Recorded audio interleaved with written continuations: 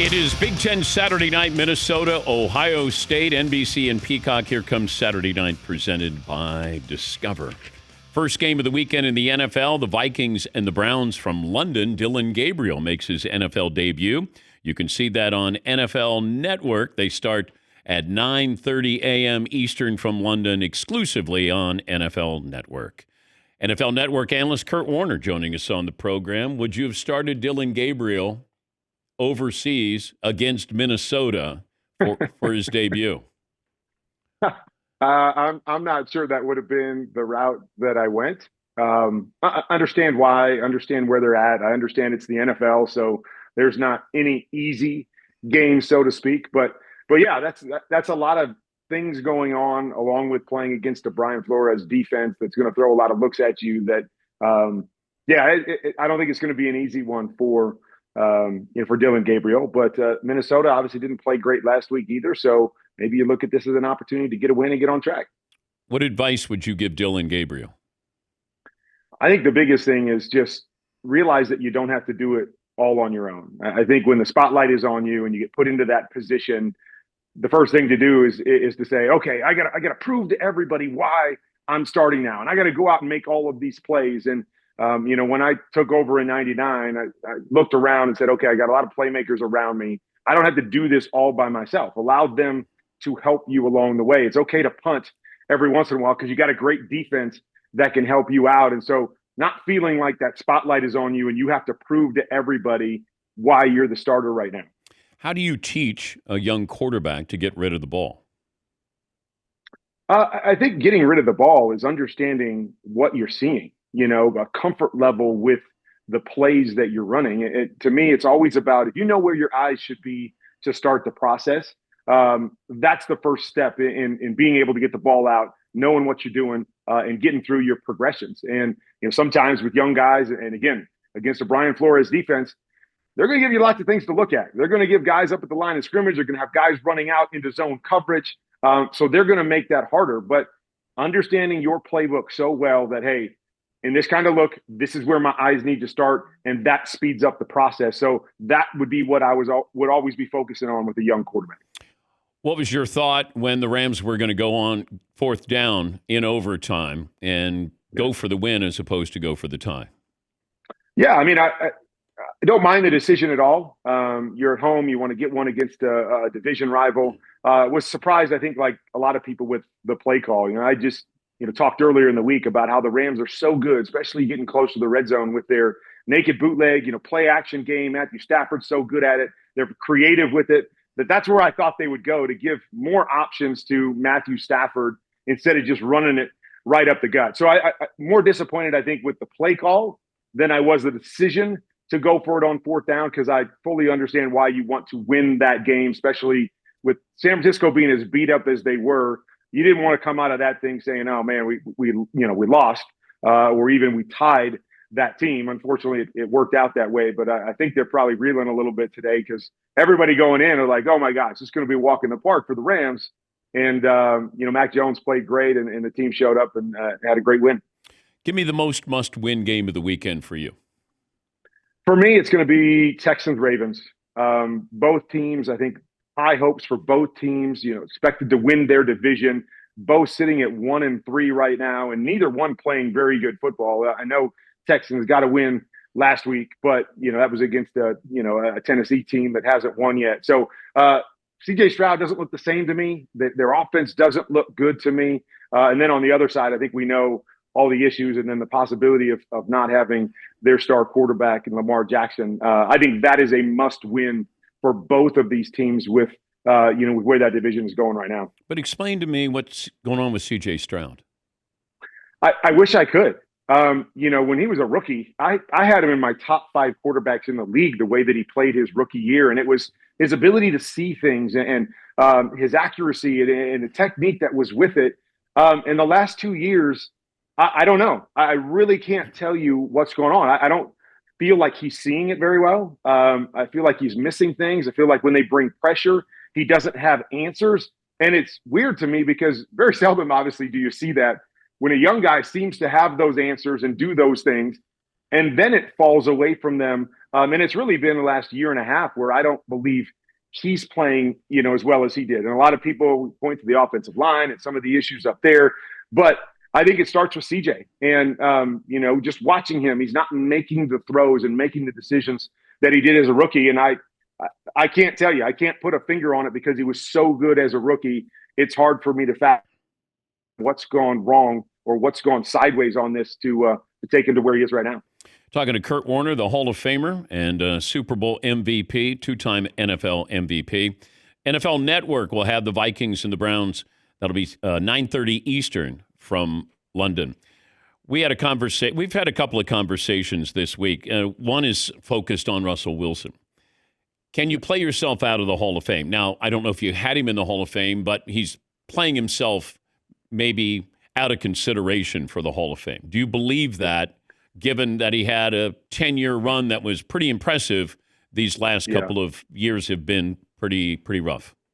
Yeah, I mean, I don't know if I would say play your way out of it. I think what I would say in these last few years with Russell is maybe it gives you a different perspective of the kind of player that he was. Is that, when he was in Seattle, obviously they had a great defense when they went on their run, and he was asked to be more of a complementary piece, more of a playmaking piece, than actually, playing more drop back quarterback, carrying the team with his right arm.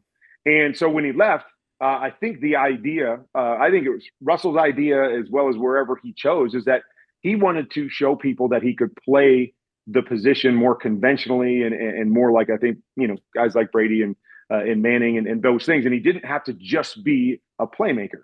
And then that hasn't worked out. And, he tried in numerous spots now, and it hasn't worked out to show people that. And so I think if anything, it maybe gets people to look back and go, okay, who is the real Russell Wilson here? And again, I don't know if that plays anybody out of the Hall of Fame, because you mentioned it. The first decade statistically was really, really impressive.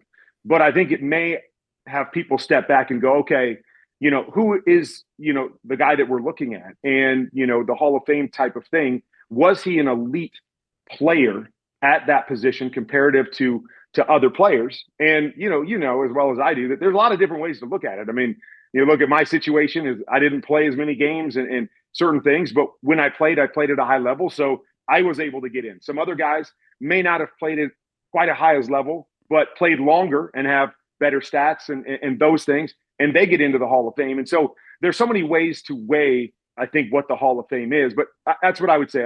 Not necessarily play his way out of it, but have people look at him a little bit differently and kind of compare the two quarterbacks to decide, okay, who was Russell Wilson and does he fit in that category? But if you don't go to Arizona, are you getting into the Hall of Fame? I mean, I would highly doubt it. Even though, there was an elite level of play and 2 Super Bowls and 2 MVPs in St. Louis, I think ultimately it would have been just not enough time to be able to have, another 3 years and go to another Super Bowl with another team. I think is what kind of stamped that, and again, it could have easily said, hey, this guy at his peak, was a Hall of Fame quarterback, but that peak wasn't long enough. And so, again, I think we've seen a lot of different ways for guys to, solidify themselves as Hall of Famers. And that becomes the ultimate question, at the end of the day. I mean, you have Eli Manning that's right there on the cusp. And I think they're weighing heavily Super Bowls, right? Super Bowls and, winning Super Bowls. Well, Russell has been to 2 Super Bowls. I know he only won one of those, but, so what exactly is the determining factor in getting to the Hall of Fame? I don't know if anybody knows exactly. And as you said, and we mentioned that first 10 years, I think, you asked me if I didn't go to, Arizona, would I have been in the Hall of Fame? Probably not. If Russell Wilson didn't go anywhere else besides Seattle, would he be in the Hall of Fame? And the answer is probably yes. Yeah. I remember I spoke to you, maybe it was the season that you went to the Super Bowl in Arizona, and we talked about what am I a Hall of Famer? And I said no, yeah. But if you take Arizona to the Super Bowl, you'd be a Hall of Famer. Do you remember we had that conversation? I do, yep. After the game, and I was there to hand out the trophy, but I sought you out. I wanted to find you after the game And I remember the only thing I said to you when I walked up to you, I think you were with your wife, and I said, "You're going to the Hall of Fame." That was the only thing I think I said to you, because obviously you're distraught because, you think you're winning the Super Bowl. And I just remember you're going to the Super Bowl, and it stayed in my head that whole time after I talked to you, and you got to the Super Bowl, could have won the Super Bowl, and you went to the Hall of Fame. One other thing I want to bring up, we just had a caller saying, what quarterback had the biggest impact or changed the game the most in NFL history, in your opinion? Yeah. Who would you single out?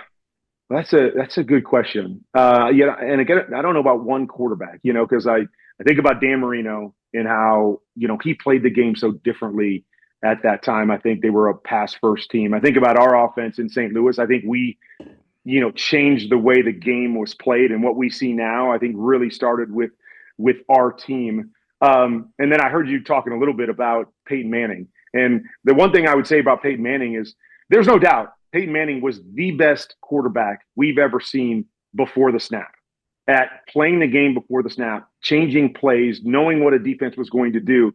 But I wouldn't say that necessarily transformed the game, because I don't know if there's been anybody anywhere close to Peyton at doing that. And so when I think about changing the game, it's about, okay, how did I, lead the next generation into playing a similar way? And maybe you look at a guy like a Michael Vick, because of where the NFL's gone now in terms of the athletic quarterback and using guys, in two different ways. And so not sure how I would answer that, but I do think, Peyton was unique and different and the best we've ever seen it at playing before the snap, where a lot of guys like myself were way better playing after the snap than before. Yeah, I also mentioned Joe Namath because he won the singular most important game in NFL history. He brought about a merger. It's hard to argue with anybody else. There were better quarterbacks, but he guaranteed it. He did it. Yep. All eyes on that, and one of the biggest upsets we've ever seen. And so I would probably say Joe was the most impactful quarterback of all time because of that one moment. Yeah. Well, and I think he also was the first quarterback to throw for 4,000 yards or something in a league too. So, I mean, he was doing games, things probably. Yeah, it was doing things that people weren't doing at that time. I didn't grow up seeing a lot of Joe Namath. So, I think of, more of my time. But yeah, I mean, with everything that he did and the guaranteed victory and throwing the ball the way he did, I could surely make that argument. God, he threw a pretty good ball. He did. Like effortless. Yeah. Just, I bet the best passer of best quarterback at throwing the ball is who? At throwing the ball. Wait, and what do you mean by that? Like, which one is? You see certain pitchers and they make every pitch. But if I was picking a guy, I would probably pick Dan Marino. Just watching him throw and the release that he had and the arm strength, but also the touch on the football. He was the guy that that I grew up kind of going, man, if you can throw the ball like that, I mean, that would be Tried to emulate him in my front yard because I thought he was that special of a thrower of a football that maybe that I've ever seen. What did you say to him when you met him? Well, I mean, I was in awe like a lot of people, but I probably said that exact thing. It's like, man, I grew up, trying to be you and, wanting to be what you were on a football field. And I obviously shared the story at my Hall of Fame speech that when I was stocking shelves at the grocery store, I was in the cereal aisle, and one of the nights I was stocking the Wheaties box, and Dan Marino was on the Wheaties box. And so he gave me a lot of inspiration when I was, chasing my dream and stocking shelves going, hey, one day I'm going to be like Dan Marino and I'm going to be on a Wheaties box. So, it's just fun to have those guys that, that you want to emulate, that you want to chase after. And then you meet a guy like Dan, who's such a great individual too, that lived up to the hype, not only with what he did on the field, but also who he was off the field. Have fun this weekend. Good to catch up with you again. Thank you, Kurt. You too, my man. Kurt Warner, Hall of Famer. Vikings Browns on NFL Network this weekend. They will start at 9:30 a.m. Eastern on NFL Network in London.